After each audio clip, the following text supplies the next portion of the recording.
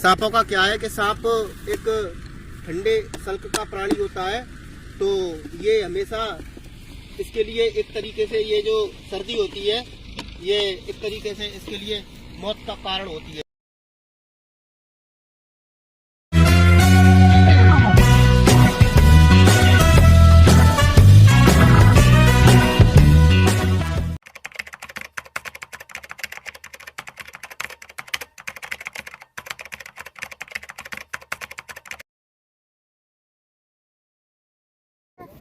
जय परोपकार, जय परोपकार। आप देख सकते हो मेरे वीडियो के माध्यम से एक ये भट्टा है जहाँ पे लोगों ने मुझे बुलाया है। आप देख सकते हो ये लोग हैं खड़े हुए, यहाँ पर कितनी भीड़ है। लेकिन जब भी ये लोग सांप को देखते हैं तो इनके मन में एक तहलका मच जाता है सांपों के लिए।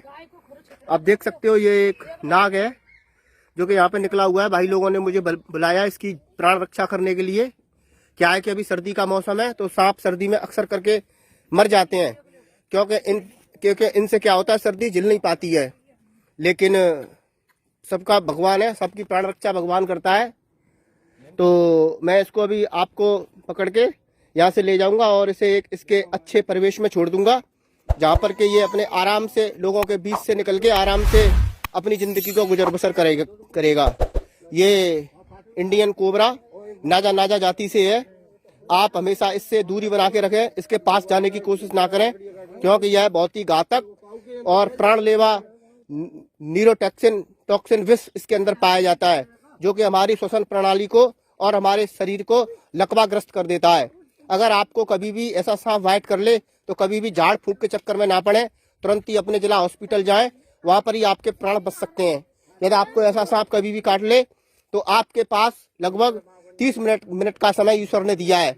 आप ज्यादा बोले ना, आप ज्यादा हिलने डुलने की कोशिश ना करें, और जिस स्थान पर भी आपको सांप ने बाइट किया हो उस स्थान को साफ पानी से धो लें, साफ कर लें, और कृपया उस स्थान को कभी भी चीरा लगा के या कभी भी बहुत टाइट तरीके से न बांधें। आगे मैं आपको जानकारी दूंगा, पहले इसको मैं कैच करके बंद करूं जिससे कि इसकी प्राण रक्षा हो सके। कृपया आप वीडियो पे बने रहें। जय परोपकार, जय परोपकार। कल जिस सांप को मैंने एक मनुष्यों के बीच से रेस्क्यू किया था, पकड़ा था, आज मैं उसे आजाद करने के लिए उसके परिवेश में लेके आया हूँ। आप देख सकते हो ये इधर बहुत गड्ढे बने हुए हैं, बहुत ही अच्छी जगह है, ये खुली जगह है। यहाँ पर इसे मैं मनुष्यों के बीच में से आराम से छोड़ दूंगा। ये आराम से अपनी बाकी की जिंदगी को गुजर बसर करेगा मनुष्यों से दूर। तो हमें कृपया इन बेजुबान निराश्रित जीवों पर दया करनी चाहिए, क्योंकि मनुष्य होने का सबसे बड़ा महत्व और सबसे बड़ी बात यही है कि हमारे हृदय में दया होनी चाहिए। अगर हम मनुष्य हैं लेकिन हमारे हृदय में दया नहीं है तो फिर हमारा मनुष्य होना बिल्कुल ही बेकार है। आ रहा हूँ नेक्स्ट आप छड़वावे आए हो नहीं पुलिया हूँ। क्या है कि सर्दी का मौसम है, तो सर्दी के मौसम में क्या है कि सांप बहुत ही सुस्त हो जाते हैं। सांपों का क्या है कि सांप एक ठंडे सल्क का प्राणी होता है, तो ये हमेशा इसके लिए एक तरीके से ये जो सर्दी होती है ये एक तरीके से इसके लिए मौत का कारण होती है। अगर ये सर्दी ना हो तो ये बहुत ही फुर्तीला और बहुत ही तेज होता है, लेकिन सर्दी होने की वजह से ये क्या है कि आप समझ सकते हो, सर्दी होने की वजह से ये बहुत ही सुस्त हो जाते हैं। सांप एक बहुत ही, मैं बोलूँगा कि बहुत ही ठंडे सल्क का प्राणी होता है। तो इसके लिए ये जो वैसे ऐसा बताया जाता है, हमारे अनुभवी वैज्ञानिक लोग ऐसा बताते हैं कि सांप अपने आप को मौसम के अनुसार डाल लेता है, लेकिन सांप ज़्यादा ठंड कभी भी सहन नहीं कर पाते हैं, और इनके लिए जो ये ठंड होती है ये एक तरीके से मौत का कारण बन जाती है। तो ये आप देख सकते हो, ये जो मैंने कल पकड़ा था सांप नाजा जाति से, इसको कोबरा बोला जाता है। ये सांप बहुत ही घातक होता है, इसमें न्यूरोटॉक्सिन विष पाया जाता है। ऐसा सांप आपको कभी भी बाइट कर दे तो आपको सीधे हॉस्पिटल जाना चाहिए, और हॉस्पिटल जाने के बाद अपना इलाज कराना चाहिए। कभी भी झाड़ फूक के चक्कर में हमें नहीं पड़ना चाहिए। आप देख सकते हो ये सांप पूरे भारत में पाया जाता है और अलग अलग कलरों में पाया जाता है। आप देख सकते हो, इसके ये फन दिखाओ, इसके ये पीछे फन पे जो आपको निशान दिखाई दे रहा है, इससे इसको हम मोनोस्कल्स कोबरा बोलेंगे। ये मोनोस्कल्स कोबरा है, इसमें न्यूरोटॉक्सिन विष पाया जाता है। ये बहुत ही घातक होता है। इससे होता क्या है कि हमारी जो श्वसन प्रणाली है, उस श्वसन प्रणाली को ये बिल्कुल ही नेस्त नाबूद कर देता है और हमारे पूरे शरीर को लकवा मार जाता है। तो इसकी बाइट हमारे लिए जानलेवा साबित होगी। अगर ये हमें काट लेगा तो फिर हमें मौत के मुंह में जाने से कोई नहीं रोक सकता है। तो हमें टाइम से अपना इलाज लेना चाहिए और ऐसे सांपों से हमें हमेशा दूर रहना चाहिए। और कभी भी अगर ऐसा सांप हमें बाइट भी करे तो कृपया हमें झाड़ फूंक के चक्कर में कभी नहीं फंसना चाहिए और सीधे हमें जिला अस्पताल जाके इसके जो भी वेनिम बने हुए हैं वहाँ पर हमें इलाज लेना चाहिए। अगर ऐसा सांप हमें कभी बाइट कर देता है और हम यहाँ झाड़ फूंक के चक्कर में और तंत्र मंत्र के चक्कर में फंस जाते हैं तो निश्चित ही हमें मौत के मुंह में जाने से कोई नहीं रोक सकता है। आप देख सकते हो ये सांप, ये जो सांप के ऊपर आपको ये दिखाई दे रहा है, इसको हम सल्क बोलते हैं। ये जो सल्क होता है ये सांपों में 3 प्रकार का पाया जाता है, चिकना सल्क, दानेदार सल्क और खुरदरा सल्क। तो ये जो कोबरा है, ये जो कोबरा जाति का सांप है, इसमें खुरदरा सल्क पाया जाता है। और जो जमीन के नीचे सांप रहते हैं जैसे कि दुमही वगैरह, उसमें चिकना सल्क पाया जाता है। और जो समुद्री सांप होते हैं उसमें कुछ दानेदार सल्क पाया जाता है। तो इनका जो ये सल्क होता है ये इनको वातावरण के अनुसार और इनको इनके जीवन में जीने के अनुसार ईश्वर ने प्रदान किया है।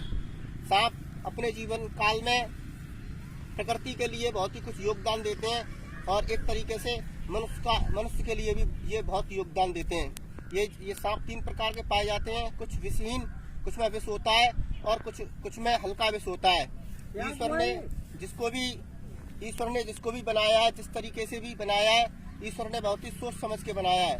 तो इसमें जो विष दिया गया है वो इसलिए दिया गया है कि ये अपने शिकार को विष के द्वारा प्रभावित कर देता है और विष छोड़ने के बाद उसको मार देता है और खा लेता है। दूसरे तरीके के जो सांप होते हैं वो विषहीन होते हैं, वो अपनी शिकार को लपेट लेते हैं और लपेट के मार देते हैं और खा जाते हैं। और जो बड़े सांप होते हैं अजगर वगैरह, उनमें बिल्कुल भी विष नहीं पाया जाता है।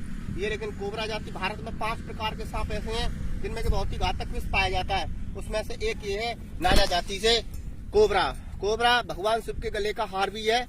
और कोबरा भारतीय संस्कृति के लिए बहुत ही, मैं बोलूंगा कि प्रत्येक संस्कृति में नाग को पूजा जाता है, वह कोई भी संस्कृति हो। और खास करके जो हमारे भारत की संस्कृति है उसमें तो नाग का बहुत ही ऊपर का दर्जा दिया गया है। सांप कभी भी हमें, देख सकते हो आप, सांप हमें कभी भी बाइट नहीं करता है ऐसे जैसे कि लोग डरते हैं और डर के इनको मारने की कोशिश करते हैं और इनकी जान के दुश्मन बन जाते हैं। नाग कभी भी हमें ऐसे काटेगा नहीं, कोई भी सांप हमें काटने की कोशिश नहीं करता है।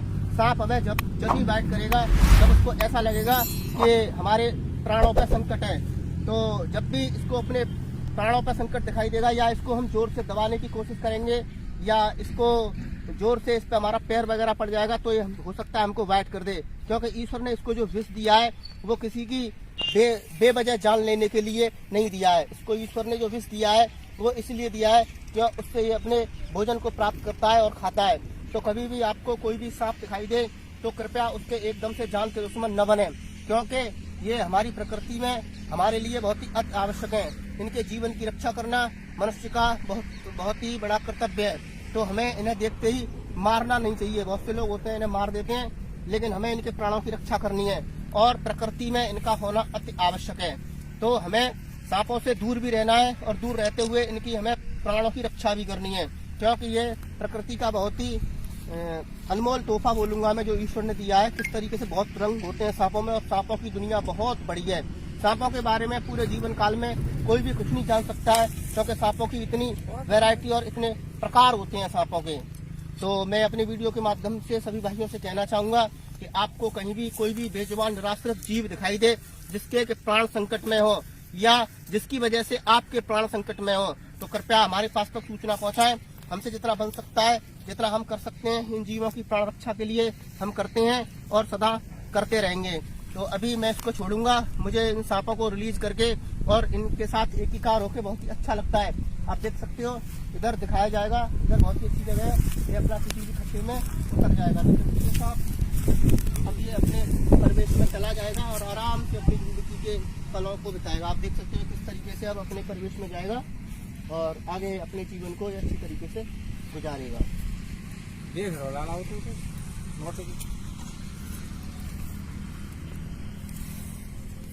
પછી તૈયાર હોય જાતે हो या धन्यवाद दे रहा हूँ ये खरा में तो हैं चलो जाओ